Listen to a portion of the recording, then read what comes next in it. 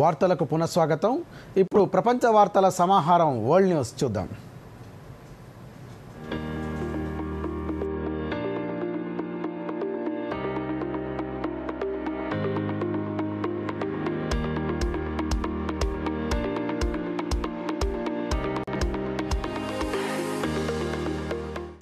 గాజాలో శాంతి స్థాపనే లక్ష్యంగా అమెరికా చేసిన ప్రతిపాదనకు ఇజ్రాయెల్ అంగీకరించింది.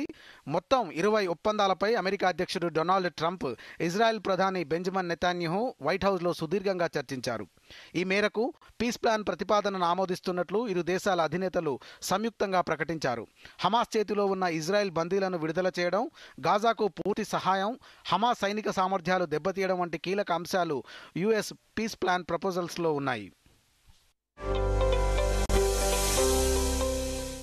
రష్యా అధ్యక్షుడు వ్లాదిమిర్ పుతిన్ భారత్పై ట్రంప్ విధానాలను తీవ్రంగా ఖండించారు. బయటి దేశాల ఒత్తిడికి భారత్ తలొగ్గకూడదని చెప్పారు. గురువారం దక్షిణ సోచిలోని మీడియాతో పుతిన్ మాట్లాడారు. మాస్కోతో ఇంధన వాణిజ్యాన్ని తగ్గించుకోవాలని ఇతర దేశాలపై ట్రంప్ చేస్తున్న ఒత్తిడిని పుతిన్ తప్పుబట్టారు. ఈ చర్య వల్ల వాషింగ్టన్కి ఎదురుదెబ్బ తగులుతుందని హెచ్చరించారు. ఈ సందర్భంగా డిసెంబర్లో భారత్లో పర్యటించనున్న విషయాన్ని పుతిన్ వెల్లడించారు. ప్రధాని మోదీతో తనకు మంచి స్నేహ సంబంధం ఉందని చెప్పారు.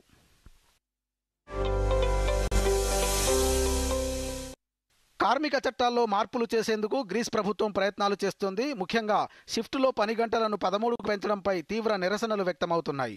ఇందులో భాగంగా కార్మిక సంఘాలు 24 గంటల సమ్మెకు పిలుపునివ్వడంతో దేశవ్యాప్తంగా జనజీవనం స్తంభించింది. తమ హక్కులను అణిచివేయడమే కాకుండా పని, జీవన సమతుల్యతను ప్రభుత్వం పట్టించుకోవడం లేదని ఆగ్రహిస్తున్నాయి.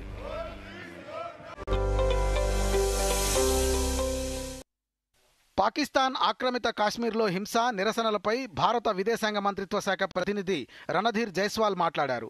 పాకిస్తాన్ ఆక్రమిత కాశ్మీర్లోని అనేక ప్రాంతాలలో నిరసనలు జరిగినట్లు తాము చూశామని అన్నారు. పాకిస్తాన్ సైన్యం అమాయక పౌరులపై క్రూరత్వం ప్రదర్శించిందని, ఇది పాకిస్తాన్ అణిచివేత విధానమని పేర్కొన్నారు. చట్టవిరుద్ధంగా ఆక్రమించిన ప్రాంతాల నుంచి వనరులను క్రమబద్ధంగా దోచుకోవడం వల్లే ఈ నిరసన జరిగిందని తాము విశ్వసిస్తున్నామని అన్నారు. పాకిస్తాన్ ఈ భయంకరమైన మానవ హక్కుల ఉల్లంఘనలకు జవాబుదారీగా ఉండాలని పేర్కొన్నారు. ఫిలిప్పీన్స్లోని మధ్య ప్రాంతంలో మంగళవారం రాత్రి సంభవించిన 6.9 తీవ్రత గల భూకంపం వల్ల మృతుల సంఖ్య 72కు పెరిగిందని ఆ దేశ పౌర రక్షణ సంస్థ తెలిపింది.